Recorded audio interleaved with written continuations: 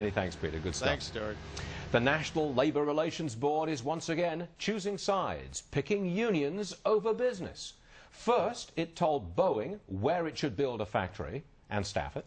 Now, it's forcing companies to display pro-union literature.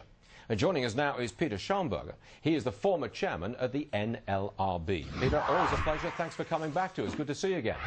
Hello, Stuart. Good to see you. Since when has the government been allowed and entitled to force private companies to post pro-union literature on their premises?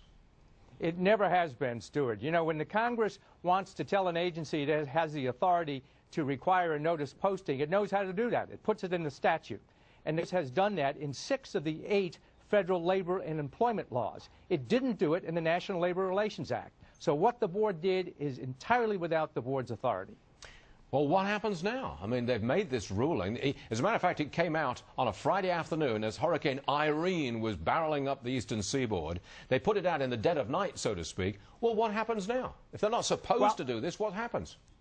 I'm sure it's going to be contested. But, you know, the problem with the notice, and you pointed this out, it is a partisan, outdated notice with regard to the workplace. You know, most employers don't violate the law. Most employers look upon their employees as participants in a common enterprise, not faceless numbers they're trying to exploit.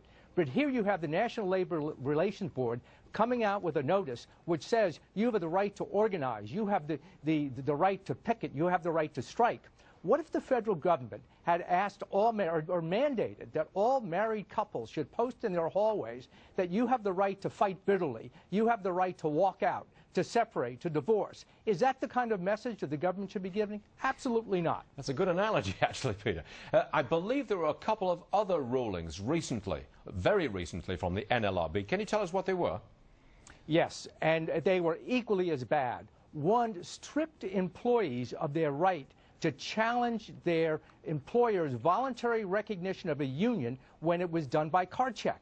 You know, a card check, the Supreme Court has said, is inherently inferior to the secret ballot election. So employees had the right to challenge it. They did that in 10% of the cases, and in 25% of those cases, Stuart, the union lost. Nevertheless, this board changed the rule, took that right away because unions like card check, because they're more successful with card check than they are with the secret ballot election. Can we get right back to the beginning again?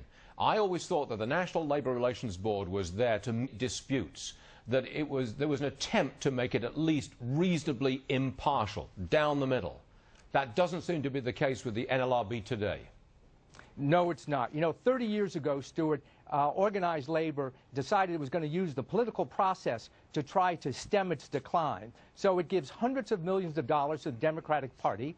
And this president is particularly beholden to organized labor. So he has appointed to the board board members who are not neutral. They are union partisans, and they will do whatever they can which will support unionization without regard to employee rights or employer rights. Paul Schaumber, always a pleasure. Thank you very much for coming on and telling us exactly how things are. We appreciate it, Peter. Thank you. Thank you, Stuart. San Francisco.